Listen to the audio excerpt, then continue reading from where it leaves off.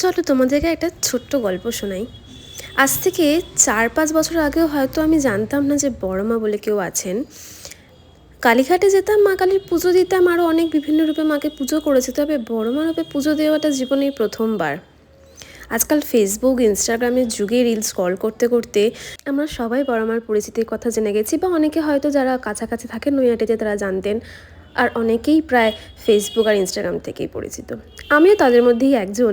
আগে তো শুধু কালী পুজোর সময় মায়ের বড় মূর্তি আনা হতো, সেই বড় মূর্তি দেখার ইচ্ছা যে অনেক আগে থেকেই আমার ছিল।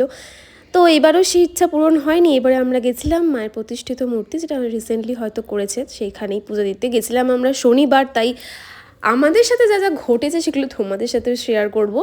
না না, খারাপ কিছু না, ভালো মনে করলেই ভালো। লাইন ছিল প্রচুর, তার কারণ দিনটা ছিল শনিবার। সবাই হয়তো শনিবার যেহেতু জানেনি মায়ের পুজো হয়, তো সেদিনটাই সবাই চুজ করেছিল, তো আমরাও তার ব্যতিক্রম নয়, আমরাও চুজ করেছিলাম। আমাদের বাড়ি থেকে নৈহাটি যাওয়ার রাস্তার সময় হচ্ছে 2 ঘন্টা, কি তারও বেশি লেগেছে। দেখতেই পাচ্ছ আমি এখানে আমার বর আর আমার একটা বন্ধুর সাথে এসেছিলাম, যার উদ্যোগে আসলে আমার বড় মার কাছে আসা। একদিন হঠাৎই আমি তাকে বলি যে আমি জানিস কোনোদিনও বড় মাকে দেখতে পাইনি, জানি না কোনোদিনও যেতে পারবো কি না। সেও বলে আমারও না খুব ইচ্ছা, চল তাহলে যাই একদিন। এইভাবে হঠাৎ করেই একদিন আমরা ভাবি যে আমরা যাব। তারপরে একটা সপ্তাহ আমাদের প্ল্যান ক্যান্সেল হয়, তারপরের সপ্তাহ যাওয়া হয় না বলে তারপরের সপ্তাহে আমরা ডিসাইড করি না, যাই হয়ে যাক এই সপ্তাহে আমরা যাবই, যাই আমাদের শত কাজ না চলে আসুক। মায়ের মন্দিরে ঢোকার আগেই একটা গঙ্গা নদী পড়ে, যেখানে সবাই দণ্ডি কাটেন চান করার পর।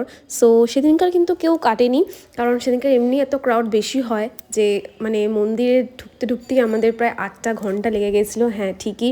তবে এই জার্নি কিন্তু খুবই যে কষ্টদায়ক ছিল আমাদের সেটা বলবো না। তার কারণ হচ্ছে মায়ের জন্য এইটুকুনি ধৈর্য কি আমরা ধরে রাখতে পারি না? হ্যাঁ, যে রাস্তাতে এই অটো, এই কোথাও বসার স্থান দেখতে পেলেই বসে যাচ্ছিলাম, একটু জিরিয়ে নিচ্ছিলাম। এই পার্টে সম্পূর্ণটা দিতে পারলাম না, পরের পার্টে আবার দেখা হচ্ছে।